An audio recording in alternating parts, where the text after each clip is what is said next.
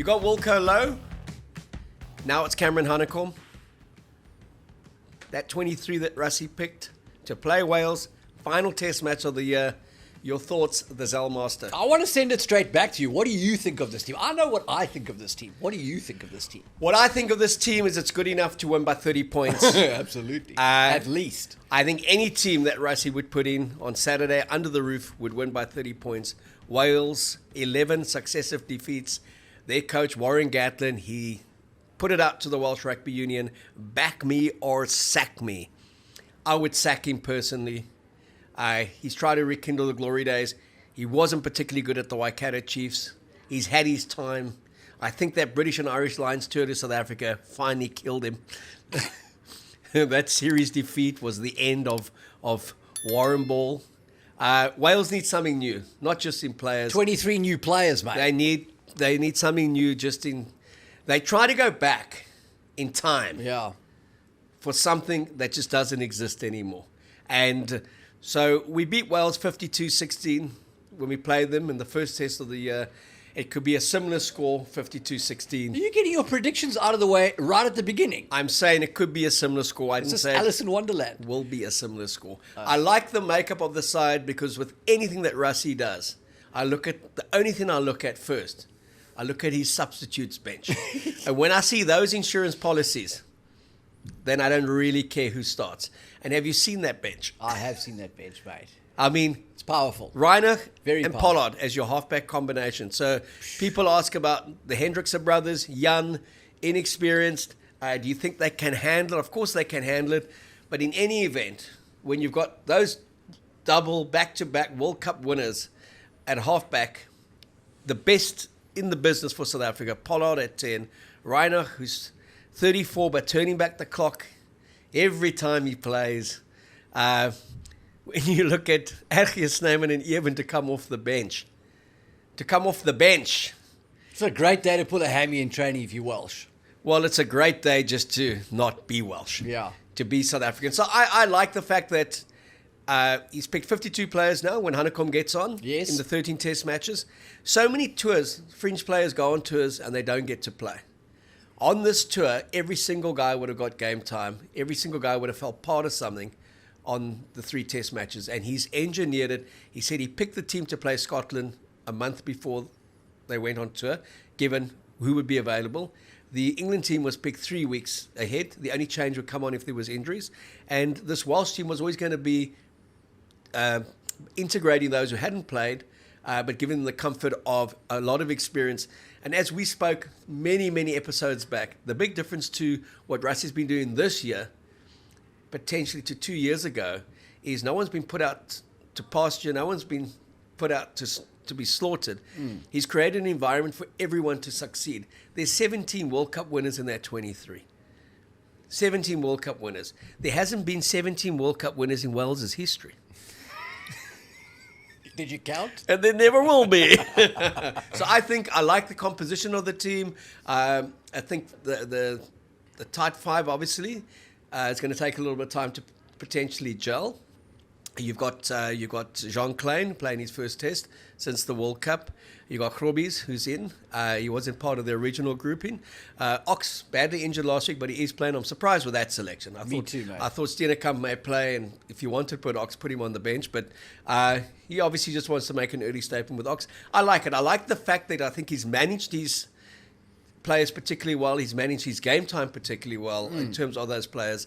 And I would just like, Rassie has spoken all week about, I'm glad the roof is closed. I just want the boys to go out there and kind of put in one final statement for the year. We are number one in the world. We're back-to-back world champions. We're rugby championship champions. We're playing a team that's ranked 11 in the world. They may have a proud history, but they've lost 11 in succession. Australia put 50 past them last week. To go out and really do a powerful performance and end the season comfortably at number one. And nothing is better than you start the year at 1 and you end the year at 1 with another title. Thanks for tuning in. The end. So you asked me what I thought. That's what I think. I think that's a fantastic summation. I think let's get on to France, Argentina on Friday night. So I think it's a great team. I have absolutely no doubt in my mind that the Boks are going to thrash Wales no matter who they put out there this week. Wales are in a dire, dire state. as evidenced by your point, the Wallabies hurt them. And I like this team. I think it's a very good team. I'm excited to see Jordan go. For me, Jaden is our best 9 long term. Looking towards the next World Cup, I think he's the right guy. People won't like that, but I think he's the right guy. You think he's better than Grant as a starting? I think he's a better test scrum half. I think if you factor in the kicking game and his playmaking ability, his demeanour, I think Jaden Hendriksen is a better all-round package. I think Grant is the guy for Tony Ball and chaos rugby and tempo. Definitely. Grant's going to hurt you with his speed. The more you try to keep up with the game, he's got the skills to hurt you there. But I'm not sure when and if the rest of world rugby remembers how to play rugby again, test rugby. I think when the game slows down, the technical skills of a guy like Jaden are definitely going to be at a premium. So I think he's great. Love to see him go with his boot. There's definitely a little bit of a sentimentality around that. Jordan in his own right is a very bright prospect. Big chassis, physical oak, can kick the ball a couple of yards. Confident player, good playmaker. So, there's lots of potential there. We've spoken about him potentially being a guy who can slot in at fullback, take some of the kicking duties away from when we play a 10 who's not a great goal kicker. But when I look at the squad and I look at the tour, and as always, I'm trying to make sense of what Rassie is doing, I struggle to kind of find the logic in these selections. It's not about whether it's a good team or not a good team, or do I like these players or are they not good players, or do I think the Boks are going to lose. None of that's on the table. I'm just saying, if you look at the selections that have gone into this tour, the team that was chosen to play Scotland seems to me like more of the team that should have played Wales. Much more experimental. Kwagga at 8, Eskom open side. That seemed to me like the kind of team you play against the no-hoper Wales team. This is a very strong team. Like, this backline is, aside from Jordan, this is an all-guns backline.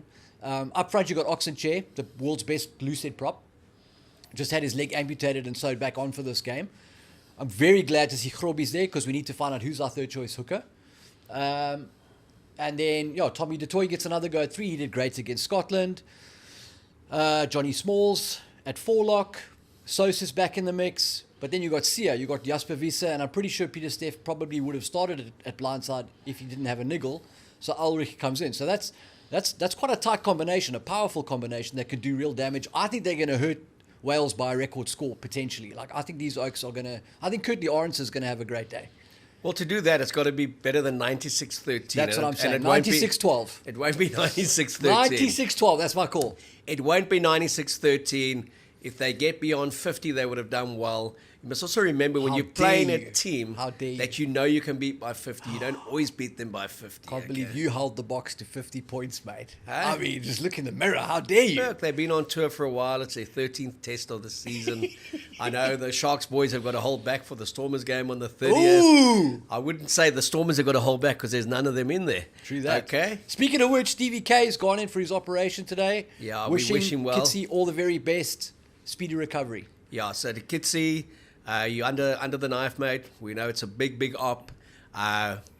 Praying for your for a safe op, for just a safe return to life more than anything else. Rugby would be a bonus on top of everything. Credible servant, loyal servant. Guy basically never had an injury in a decade. Had the knee injury and then obviously the neck injury. So our thoughts with you. Yep. You got a lot of fans out there. Max, Saul's boy. I asked Saul, who's Max's biggest fan? He said Stephen Kitzel. That's all he talks about. So, great. So when Kitsy's out of the hospital, I did put through a little request that there's a little message from Kitsy to Max to say, thanks for backing me. Keep on backing the Stormers in the Boks. Keep on backing the Boks. We looked at all the media that's come out this week, all the social media comments.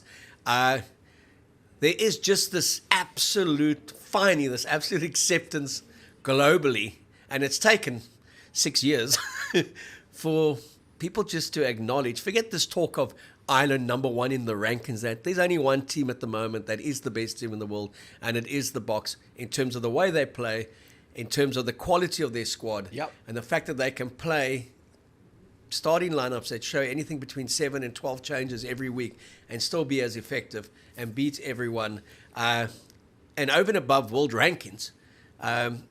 Because let's be honest, Ireland went to the world rankings without having to play a game.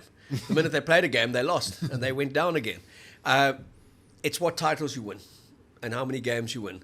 the Boks, we keep on reminding people, 2019 World Cup winners, 2023 World Cup winners, 2021 British and Irish Lions series winners, having played one warm-up game of 40 minutes effectively for those guys against Georgia. Then most of them had to play in an SAA game against the Lions, who had been on tour, who had also come out of a Six Nations and an autumn series. That still goes down as one of the most incredible achievements, that Rassie and Jacques could put together a team that could beat the best of those four home unions in the manner that they did. Yeah. Then to go to Australia and win back-to-back test matches there, which constitutes a series.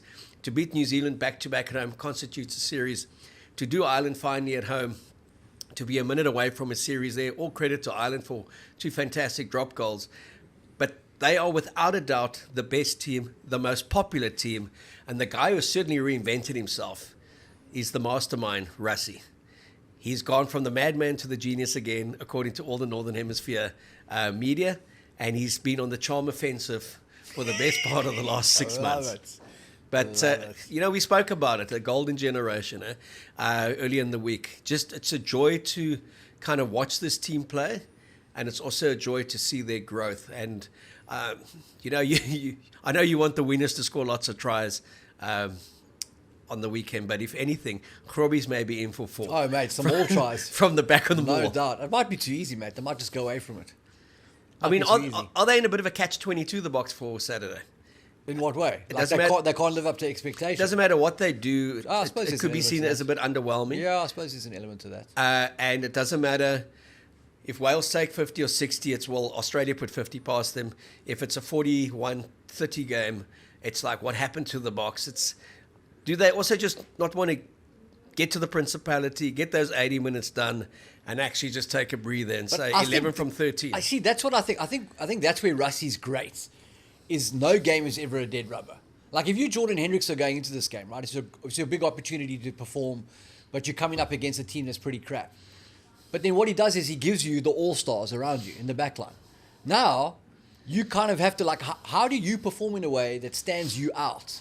Because you don't have other guys there who are B and C team players. You've got the main man. Dukes is out there. Your Boots on your inside. Jesse Creel. The wings. Fussy at the back. You have to be on point, stick to script, be efficient. That's the only way you're going to actually stand out in this match. And so I think that's what Rassie does. Is he creates a reason for everybody in every game. And that's how this team has evolved and this culture has evolved. So even when you get a scrappy win like we got at Twickenham, why do you call it a scrappy win? It was quite a scrappy win. I still think it was a very, very powerful victory in the context. They scored 4 tries. Yeah, no, they did score 4 tries, but we were way better than a 9-point victory over England. The quality of that team, if you look at the performance, you're telling me they were in total control, but they won by 9 points. So that's all I'm saying, is that this team is not playing to its maximum efficiency because he's investing in experimenting with players and with tactics at the same time. So I'm just saying he creates a reason for everybody in every game to perform. Nobody can ever be like, what are we doing after? Where's the after party? Everybody is locked in and dialed in for every game, I think. So touching on that, we know, and Chair he's the Meneer, okay? He's the ox. Best lucid in the world currently, has been probably scrummaging lucid, especially for the last 2 years. The cake boss. He has said to Krobbies, we know who 1 and 2 are. They 2 are the best, Bongi and Malcolm Marx.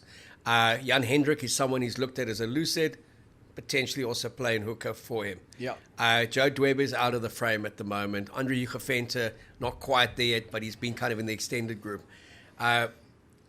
This is your chance to go out and do it. Insurance policy again, Malcolm Marx on the bench. Yeah. What a luxury. What a luxury. No team in world rugby can have a Malcolm Marx wearing a number 16 jersey. Spot on. I mean, just to look at that Crazy. bench and consistently look at that bench. And then again, just a massive shout out to Malcolm Marx and the culture within that box setup, that he just does that role. There's no throwing the toys out of the cot. There's no sulking. There's no media comments. This is a guy who's always embraced rugby's a 23-player game, and let's get the result. And whether he starts or finishes, you get the same effort out of him. Yeah. So Krobby's a big game, as you said. This is a chance for him to just remind everyone that he is potentially third in the pecking order, but he has the capability to start if a Malcolm was injured or a Bongi was injured. Yep. Thomas du Toit, Scotland was big for him. Big game. That was kind of like the Bath Thomas du Toit that we saw against Scotland. Yes. And then I thought Rassie may be tempted to go with Wilco again. But he's gone back to Thomas, and maybe because he thinks it's going to be that kind of game, fast pace, lots of tries, but to show him like it's a reward for what he did at Scotland. I think Wilco's reward for what he did at Twickenham is that he will be in the mix next year again 100%, from the outset. 100%. And Rassie has said there's no guarantee about the likes of France. While they manage him to go through to the next World Cup, and France has said, France Malaba, he wants to. 76 test matches over the last how many years? First time he's had quite a serious injury. There is a potentially now a like-for-like replacement. Jean Klein, great guy to have in the mix. Totally. Franco Mostert, back from 5 months out of the game with a broken leg, got 40 minutes, was obviously off the pace against Scotland because he hadn't played. Yep. But one of our great key soldiers player. in every World Cup, okay? Yep. Then you got Sia, you got Jasper, and Aurichlo, who was good in the last 30 against England. And then again, you've got a situation. Jaden struggled against Scotland. Again, it could have been the breakdown, was messy, he wasn't getting the necessary protection, but he didn't have one of his better games, and then Grant Williams comes in and fires against England at Twickenham. So, and then Jordan, knowing that Sasha's around, knowing that Marnie's still in the mix, and Andre's still number one. So, again, what surprised me about the team, but I was very happy about it, I thought that there would be a greater experimental flavor to this team. Totally. I didn't think Which is logical. Yeah, I didn't think he would go with the core of the side that is his best side, but with strategic elements like a halfback pairing that he wants to test, the brothers, knowing that he's got insurance policy in that. So I think that was a respect to the occasion and a respect to what they want to do as a team and finish the season strongly as number one. And that's why I say when I look at this end-of-year tour, it has been one of the most strategic kind of selections that he's put together. And you can just see the thought process that has gone into it to make sure everyone gets game time, but they get in game time for a specific reason against a specific opponent as they are building towards 2027 in the World Cup. And consistently, Rassie has said, I need 50 players, not 40, to go to a World Cup in terms of who I could pick from, and I need to have 1, 2, and 3, that there's not a hell of a lot of difference between them in each position. Because coming to the playoffs, if someone goes down, I need to be able to take a Grobbies and start him and not think, is this guy capable of doing what Bongi or Malcolm Marx has done? And the only way you do that is by giving guys game time. But that's why I thought for this match, I would have played Thomas du Toit at loosehead. I mean, I'm hoping Kitsy comes back and he's back to his best and he reclaims his place in that box squad eventually. But in his absence, you've got Ox, you've got Gerard Steenekamp, and then question mark over the third choice guy. Is it Thomas du Toit? Is he the swing prop there? It looks like he is. So given that Ox had the leg injury last week, and Gerard Steenekamp is a fantastic backup loosehead who I would have kept as insurance, I would have started Thomas du Toit at loosehead and given Vincent Koch a start at tight head this week with Grobbies in the middle. That would have been a logical pick, in my opinion. Adhir Snyman, like as much as I love Jean Klein, I would say he's probably a long shot to make it to the next World Cup. Why not give Adhir Snyman some more time as a starter? Let's get some more answers. This is a game where he'd have to pull up the handbrake a bit because he could run away with the whole game on his own. It's a great test for a guy like that to show some maturity. Pair him with Sos. So those are some of the things that I look at and I think, sure, there may be opportunities to have experimented a bit more there, but hey, like you say, he's got a plan and you just have to trust it. Don't you think he's gone with Jean Klein because he's the ideal 4 lock? Adhir, more 5 lock, Sos more 5 lock and play on the flank, but also that kind of like heavy donkey workload with a stallion next to him. And then to have that combination of Eben and just imagine if you're Wales and now you've negotiated Jean Klein and Sos, and the next moment you look up, here comes the Viking and his mate Adonis. I mean, what are you going to do to that? Yeah. The guy who's played 130 tests for South Africa has been one of the stand-up players in the last decade, and a guy who everyone has said for the best part of the last 6-7 years could become one of the best locks in the world, has all the athletic capability to be a Victor Matfield type lock in Adhir Snyman. And this has probably been the best 2 months he's had in rugby for a long time, where he's played for Leinster, and he's played consistently well, and he's played for the Boks, and every time he's got on, he's done something. Yeah. So if you look at the squad depth, that composition that is there, yeah, and you look at also what's not there, we have to be the envy of the world at the moment. Yeah. And we're also a team that we rave about 11 out of 13, but, and it's small margins, but for a point and a point, But this is a team that should never lose at the moment. Correct. And for a Couldn't agree team to more. beat us, they really have to be there on the day, and we really have to just not pitch on the day. So while the 85% is just incredible, and we haven't achieved that ever really over a consistent period in the professional age, the expectation is such of this team of what Rassie, then Jacques, and Rassie again have built. And it's a credit to him, Yep. Rassie Erasmus, and his co-pilot Jacques Nienaber, who now is with Leinster, but was integral to the Bock defence, to the whole Rassie thing in 2018 when they came back from Munster. That expectation must be that this side doesn't lose at the moment. It should be expected that they win and they're number one in the world. Well, that's what I've been saying all this time, is that if the only priority for this Bock team since the last World Cup was winning, if they'd come out and said, listen, it actually doesn't matter, we're just going to make sure we dawn whoever we play. I mean, we would have put up record scores against a couple of teams on the way, and I don't think we would have lost any matches. The fact that we've put this record together while experimenting with players and tactics is something to behold. I've never seen that before.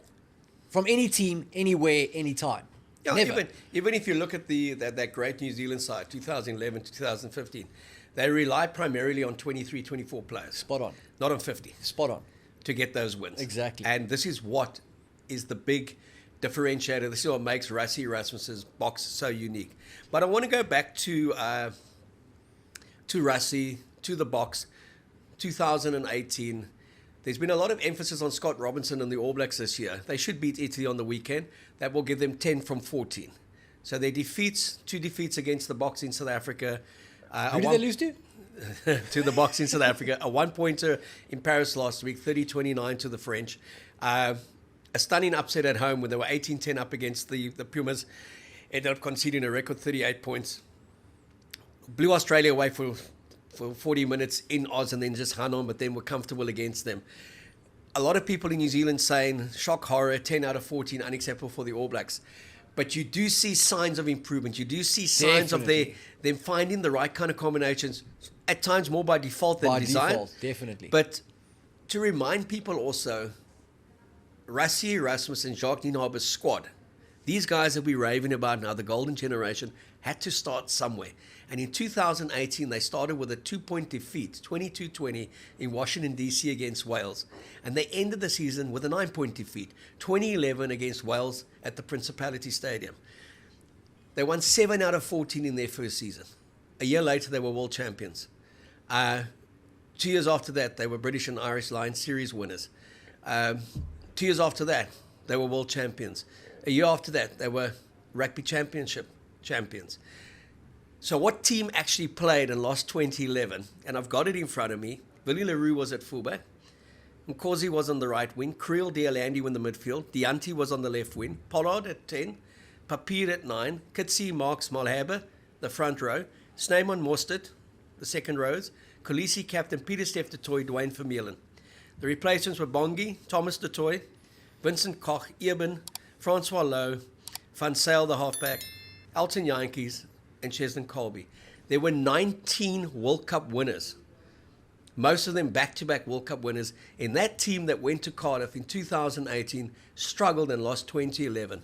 So if anyone tells me that a coach is not significant, the late cricketing great Shane Warne used to say the coach is something that takes the players to a field. In rugby terms, no ways. Spot on. That team lost 2011. It was the first year that Jacques and Rassie had them. The core of those players had lost 57-0 to the All Blacks in Albany, 57-15 in Durban to the All Blacks. They've been slaughtered by Ireland, 38-3, humiliated by England at Twickenham. All those players, the players we talk about, has been the greatest to potentially ever play for South Africa. Dark days. Dark days with inferior coaching, inferior planning, not conditioned. So, to me, the biggest shout out at the moment goes to Rassie Erasmus. Totally. And we never forget what Jacques Nienaber did as well. And then obviously their support staff in terms of coaches, conditioning coaches.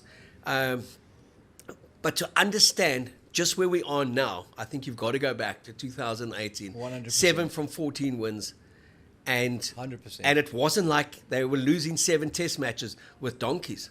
Totally. And I think another thing that you need to take out of that, so 100% spot on, is that Rassie's plan that won the 2019 World Cup and then won the 2013 World Cup, they lost half of their test matches in that first year. It took that time to build the policies and structures and fundamentals of that plan to the point where they could execute it efficiently under duress. So it's not something that you just switch on and switch off. The fundamentals of that plan took time to embed. And so we are now a season into experimenting with different tactics, and you got to hope that it's the same outcome with those, and that when the time calls for it, that you have to be more conservative and pragmatic, that you can just switch back to it with the same efficiency.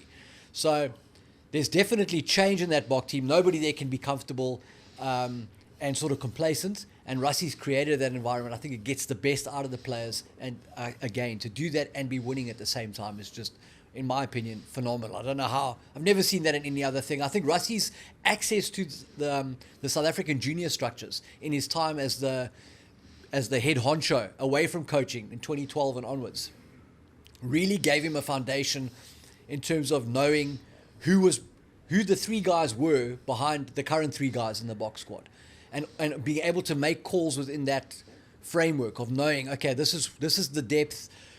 We project this guy's going to come through in 2 years' time, understanding that whole picture. I'm not sure how many other coaches in the world have that sort of access and insight into the structures of their rugby foundation. You know, like you look at a guy like Gatland, he's picked up a team that's in a rebuild phase after his famous team retired, and now he's kind of restarting. I wonder how much he knows about the depth of the Welsh junior structures to identify players and bring them through. So, to Rassie's credit, he did all of the homework from top to bottom.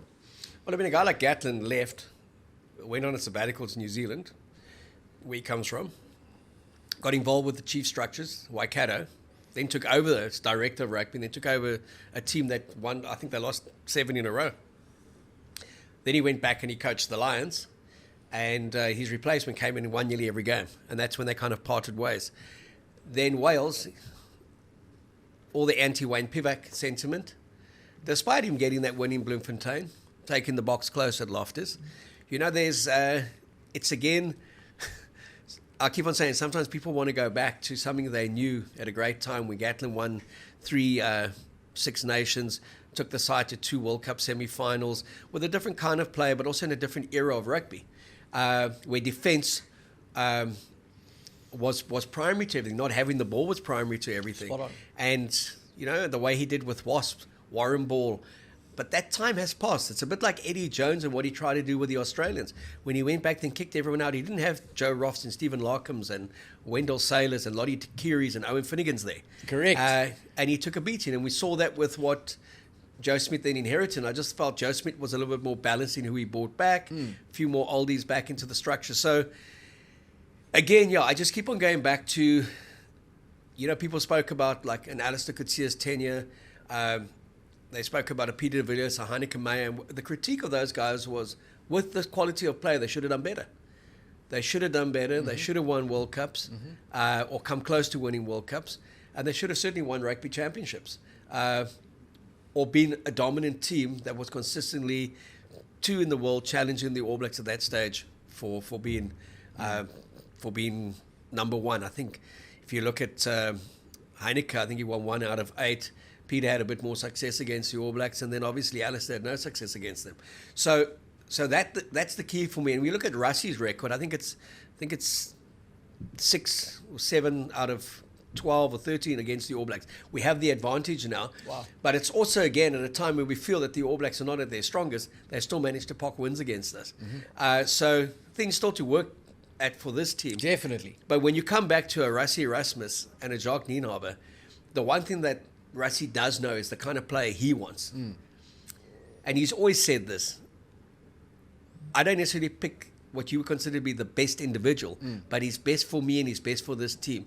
And if he doesn't do it our way, he doesn't belong here. Spot on. So you look at some players that you and I have spoken about, you think, why are they not in the mix? Yeah. You can only think it's attitude, they're not team players, their egos are potentially too big, and they're not willing to buy into this 8 changes, 12 changes a match. that the egos will say, if I'm not starting, I don't want to be here. A bit like Jalibert, Jalibert. the French reserve fly-off. If you're taking Thomas Ramos from fullback and you're putting him to fly-off and you're Send not me playing back me, to my club. I'd rather play for my club than play the All Blacks in Paris. Correct. Now, Galtier, and I know I'm jumping around a bit, said he'll always be welcome back because he's a quality player, but what I really need in this game is players who want to be here. I need men who are going to play, not guys who are sulking. So I think if you look at what Rassie's done is he's been very clear to players, you either fit in or you F off. The kind of player that he wants, character-wise. Completely. Yeah. And I think that's why if you look at certain players who have come in and then kind of dropped out, he may not be 100% convinced with their attitude, not necessarily their ability Totally. or their quality as a player, but he's given them what they need to do to go work on. And I think an Ulrich Lowe is an example of that. Came into the mix, out of the mix for a good season, came back, has been given every opportunity. And then obviously the big one. He picked Rassie to play against Georgia. He scored that great try on the win. Beautiful pickup. He just looked the part. But then as Rassie said in that press conference, he's worked on his high ball technique. He's worked on his defense. He's worked on his support play. He's worked on his conditioning. He kind of basically told us why. Everything except attack. Yeah, he's basically told us why they sent him back. Yeah. And credit to that player. In a struggling Sharks team initially, Yep. he was the one who stood like strongest at the back. And it would have been very easy for Rassie to give Willie Leroux the starting fullback position and Fussy on the bench this weekend and say that takes you to 99. When we play Italy or Spain next year, that's your 100, and then we'll see if you're going to be a part of the coaching structure or if you're going to be a part of the rugby championship. Yeah. Sentiment hasn't swayed that. Yeah. He said we'll get Willie to 100 if he's fit and playing well next season. But he's put the faith into Fussy like he did in the rugby championship. Great. He gave him the starts in Australia. He gave him the start at Ellis Park. He gave him the 80 minutes. Yep. He gave him the Scotland game. And he's given him the finale to finish off with Colby and Kurtley Arnser as his back row trio, which he didn't have at Edinburgh. And I think, you just can't praise the mad genius enough. Spot on. I mean, he was eccentrically a wonderful player. He's made a lot of friends as the bock coach. He's made enemies in the right place, which is world rugby. You've always got to have enemies there. But just the way he has matured, I think, from the role of initial coach in 2018, while he still doubled up as the director, but I think the fact that he went to just being head coach of the Springboks when Jacques left has been the best decision he could ever have made. He's focused 100% on the box, and we've seen such a different approach to the box. We've seen such a different Rassie this year, and kind of bearing the fruits of it. Best team in the world, 3 nominations for Players of the Year, Breakthrough Player of the Year, and the most popular team in world rugby. But the Boks have got to put 75 points on Wales on the weekend, or he's got to go, mate. He's got to go. Back him or sack him. You've gone from 96 to 75. By the end of the show, it's going to be 50. Okay? Yeah, I mean, I don't know. You worked with him, with Rassie, from his days when he was Stormers, when you were on the beat. Have you seen this growth in him? Have you seen this evolution of him? Look, I think Rassie has always been a rugby genius. I think he's quite binary about who he likes and doesn't like. I think once Rassie's decided that you're not really his cup of tea, you kind of don't exist anymore. But I think you can never doubt Rassie's rugby intellect. He understands this game on a level that people have got no idea. So I learned a ton from him during the time that he was at the Stormers. He kind of saw that I was into the analytics, and he liked that as a writer I was writing about the stats of the game. And he kind of brought me in and showed me a few things, taught me a lot about the analytics side of the game. It's kind of the base of where my whole trends analysis came from. So technically, I don't think there's ever been a doubt that Rassie knows how to win games. And I think where in the past he may have had quite a old school army outlook in terms of player management, I don't think he's gone all the way to the other side of singing karaoke with the boys. But I think he has got I think he is transparent in terms of how he deals with people. I don't think anybody has to guess. You know better than I do in the old days, the politics around team selections and how different cultures didn't necessarily integrate in the Bock team. If the Bock coach was Afrikaans and you weren't, then it was a problem, that kind of thing. So there's nothing like that with Rassie. I think Rassie says that these are my selection protocols, and he sticks to it. It doesn't really matter about anything else. And I think the players respect that. The main thing that that players want from a coach is to be honest. And I think Rassie is brutally honest with his players about what he thinks about them. And I would say that's probably central to the box success and sustained success, is there's no phoning a oak and saying, listen, don't worry about Keo, you my starting flanker, then putting down the phone and picking up the phone and phoning you and saying, don't worry about that bloke, you my starter, and the two oaks are sitting next to each other. I don't think there's any of that sort of problem in the box camp. So Rassie has definitely evolved, and his most recent evolution, I would say, is with the media, because he hated the media before. He knew that was not his wheelhouse. And I think that was part of the reason why Alistair ended up being the front man for that Stormers team that he was in charge of, because Alistair was great with the media in terms of controlling the media and disarming the media. And I think that's probably where Rassie's grown the most, is the diplomacy side of it, how he's managed to rebuild his persona and reputation on the global rugby scene after the fallout from that British and Irish Lions scene has been very good. So he's a triple threat at the moment. Do you also think he's learned to put his phone away after 12? Well, mate, Because I've had to learn that, okay? Yeah. To like put my phone at the other side of the room. Yeah. With a lock on it. Yeah. That I can't get to it. Yeah. Because he's been charismatic on X, which is his primary kind of social media platform. He's been clever. He's been gracious. He certainly hasn't been combative as he was. He's put the sword away. Completely. There'll be a time when the sword comes out, but there has been a maturity. But I also think there's just quite a contentment about him, rugby-wise, at the moment, that there's nothing to prove. Well, I mean, mate, when you've got 2 World Cups in your back pocket, it's quite hard to have a chip on your shoulder. Yeah, but I mean, it's like he knows what he's done. He knows kind of the legacy of what he's bringing through. And he was the one that spoke about, I won 3. The players won 3. And then after that, maybe they won 4. You know, so this whole thing that everything has to work in 4-year cycles, you've got to get a new guy in, you've got to kick the other one out, forget what they did. Just the way he's building things, there's nothing that stops him from going on for as long as he wants to coach the Springboks. He can be there. And his support staff then changes. His player personnel changes. And there's a phasing out of World Cup winners and a bringing in of potential World Cup winners.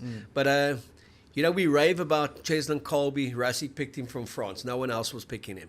We rave about Pieter-Steph du Toit.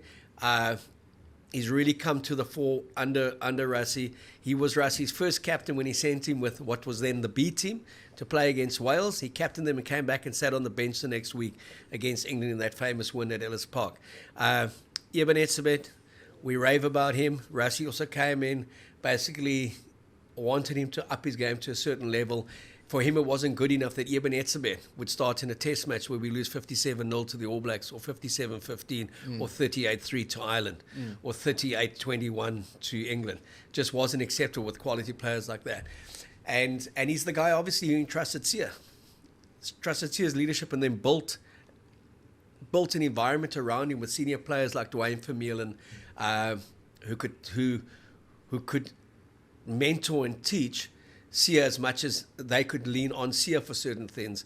And basically had no doubt about trusting Sia to start his test matches, but empty the tank. And whether you get 60 minutes, 73 or 43, pulling you when there's nothing left, it doesn't mean you don't start the next week. So I think that kind of honesty that we've seen all along. The Pollard thing will always be a mystery to people at the World Cup. But the Universal Rugby Gods intervened and got the right guy to the 2023 World Cup at the right time, because Pollard is special and was always going to be a part of us going back to back. Totally. But outside of the Pollard situation, not going to the World Cup, picking 4 scrum halves, which didn't make sense because they never played those 4 scrum halves, and they replaced a hooker with a guy they said wasn't fit enough to be there.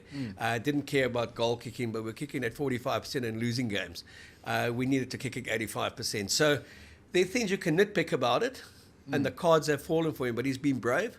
But for me, the biggest thing is that he's built this player base of 52 players. And to pick 52 players this season and get those results. And to get, by the end of the season, 11 out of 13, and your 2 defeats are 1 miss kick from your player in Santiago, and 2 incredible drop goals in the last 4 minutes from their player in Durban, the Irish replacement. So, wow, it could have been the perfect season, 13 from 13.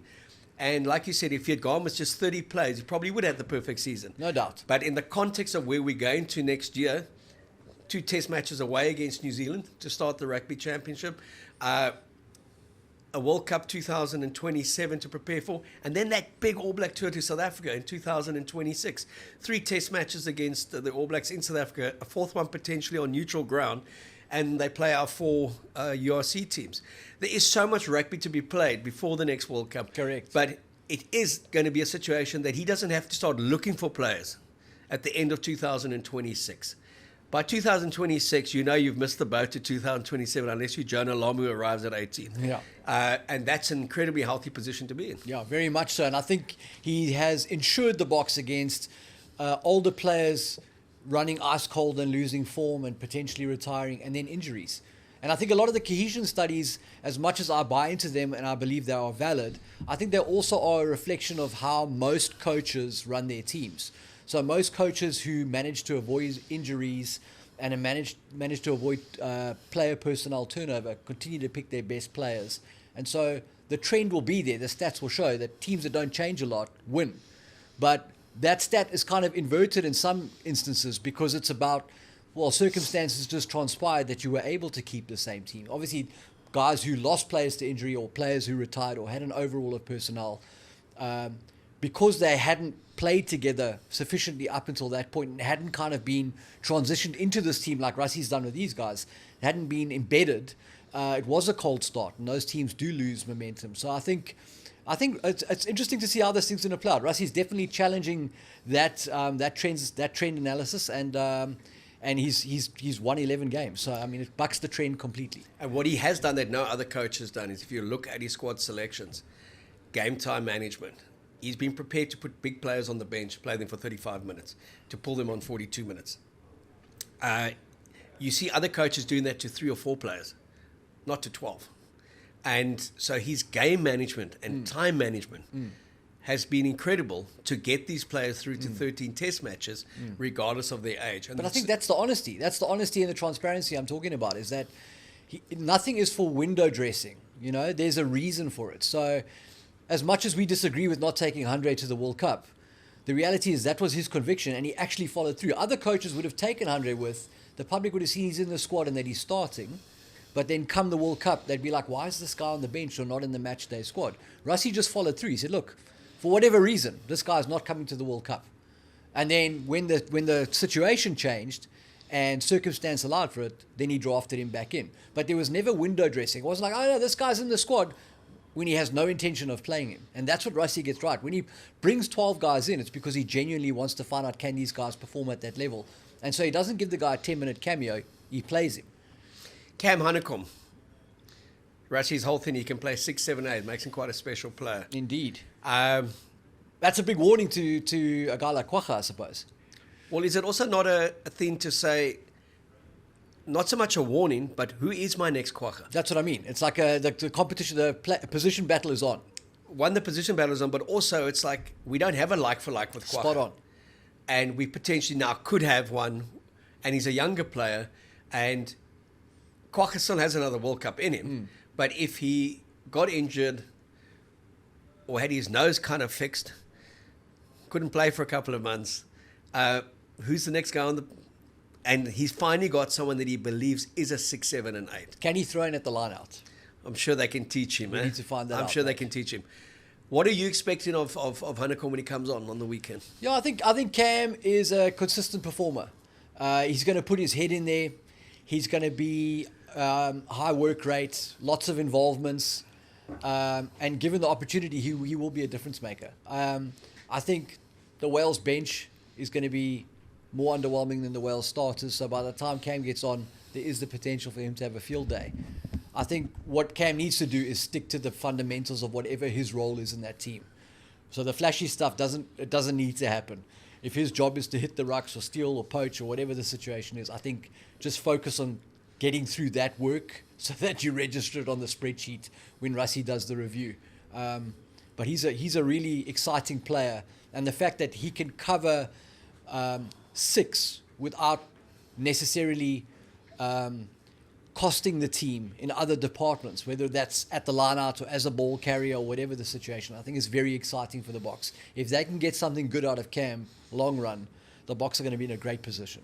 And you spoke about a Peter Steff moving into the second row closer to 2027. BJ Dixon's coming. Looked like it could potentially be a successor to Peter Steff at 7. Kind of went off the radar a little bit. Is that potentially where Cam Honeycomb can leapfrog people over the next year as a 7? I think he's a 6. I think he's a guy for the box. I think he's a 6 because I think he does play to the ball. I think he is a jackal threat. And I've wondered about what is the plan in terms of who's the starter behind Sia if Sia doesn't make it or there's an injury or whatever the situation is. As much as I love Kwagga coming off the bench, being versatile and all action, I think that Scotland game, for me, Eskom and Kwagga are not guys I'd necessarily want to start long-term in test matches. So if a guy can come through at 6 like Cam, I think that would be very exciting. I think he can play 8. He does play 8 for the Bulls. At 7, I think you want somebody who's more like a lock than Cam Honeycomb is at the moment. BJ Dixon fills that mold. And then you spoke about Peter Steff potentially shifting to 5. That's why I spoke about Ergia playing a bit of 4, because we've got 5 options. You think of Luke potentially coming back, Ruan Nokia, Peter Steff slotting in there. 4 lock is a bit thinner. With Jean Klein aging, Eben aging, who's the next man up there? So I think once they've shifted Peter Steff to 5, then for the 2031 World Cup he goes to 4. Yes. Eventually he finishes at tight end, mate. Doesn't matter, tight end, loose end on the bench. It's a guy that could go forever. Look, by then he'll only be able to play 77 minutes, so we'll have to have somebody on the bench. All right. Let's get down to business. We got to get some score predictions going. You go to our WhatsApp channel. You've been following it faithfully. There's always nice prizes there. If you pick the first try scorer, there's a prize. If you pick the correct score, there's a prize. It's courtesy of Salu City. It's courtesy of our Bolton guys. Boer and Butcher. The Boer and Butcher, lekker Bolton, and normally comes with wine or beer. But the hampers have been flying, lots of winners, and we thank you for your support. Thanks for listening to Zels in terms of his predictions. He's been close most of the time. What? He's been close most of the time. And forgive him also for his blasphemous for not rating Tom Wright. Oh. But as we know, Tom Wright is no god. He's a hammy 13 fullback. There you go, mate. Who can play a bit for Australia, but he's better than Ben Donaldson, okay? Yeah. So we're going to start off with Australia against Scotland because somehow Australia are 2 from 2 in their search for a Grand Slam. The Sunday game. I think it's going to come to an end. I think Scotland will beat them, and they'll beat them by 12 points. Okay, right. So I'm actually with you on this. I think Scotland does beat Australia this week. But Esther was having a chat with me, and it actually made some sense for the first time, mate. I actually like this whole thing. Australia loses to Scotland, so they give up the Grand Slam, but then they end their tour with a win against Ireland, mate. Which takes Ireland down to 4 in the world, Exactly. Where they belong. Exactly. Now, I've got the Scots to win this week as well. I think they win it by 3 points. Okay, but it's great to see Australia on tour. 42 points against England, 52 against Wales, 94 points. That's normally what people expect them to concede. But that's what they've scored. It's nice to see them looking good and playing some really cool rugby as well. The All Blacks against Italy, they should win comfortably by 30-plus points. Yeah, I'll give Japan against England at the Allianz, first win for England. Another poor homecoming for Eddie. Would you agree with that? I would agree with that. And then, obviously, the early one in Paris, it's France against Argentina. I think Argentina's good enough to win, and I think they will win. I think they will win. Pumas to pounce on Les Bleus. I think by 5 points. Yeah. I think there's enough familiarities, enough of those blokes that play in the Northern Hemisphere now. And there was a time when they were always playing in the top 40 and they were actually beating France consistently. 22-9 against Ireland. I just don't know if the mental belief was there for Argentina to win it. Yep. But they beat France, even though it wasn't this French team, at home earlier in the season. Be nice for them to get that win. And then obviously our one, the one that we're mainly interested in. I'm actually going to be a bit more underwhelming than I normally am when it comes to the box. I know that this side has the capability and the capacity that if everything went for them under the roof, that they could really put on a big score. But I think it's going to be a very messy game, and it's going to be one that all Wales is going to want to do is limit the damage. I've got the box to win by 43 points to 12, and that is a 31 points differential. Weak sauce. Oh, ye of little faith. Box 58. Wales 17. 58-17. Give me that as a combined score. What is that, 41? 58. No, as a combined score. As in the over-under. I Yeah. think that's 75. Not bad. It's differential. What did I say? 41. 51. Right? 58-17. Yeah. 41. 41 points. So I've got a 31-point differential. Zels has got a 41-point differential. Go to our WhatsApp. Look and see what you think the points differential is. With eBets, on Friday we'll be posting, on Saturday and on Sunday we'll be posting combined scores, odds, everything. Go there, make some money, and certainly make some money on the box. And always remember, enjoy this golden generation, enjoy this season. 13 test matches. The Boks have been the best team in the world consistently. They've played some incredible rugby. They've scored some incredible tries. Pollock's kicked some amazing penalties and conversions, as did Sasha early on in the season. Let's not forget Jordan Hendricks' kicks as well. It's been Amani LeBock's cross kicks. God, there's been so much to enthuse about the Boks. They'll win comfortably Monday. One of the Boks should be crowned World Player of the Year. We don't know if it's going to be Cheslin, if it's going to be Peter Steff, or it's going to be Eben, but it certainly has to be one of those three. Correct. Enjoy the weekend. Be safe, and we'll chat to you on Monday.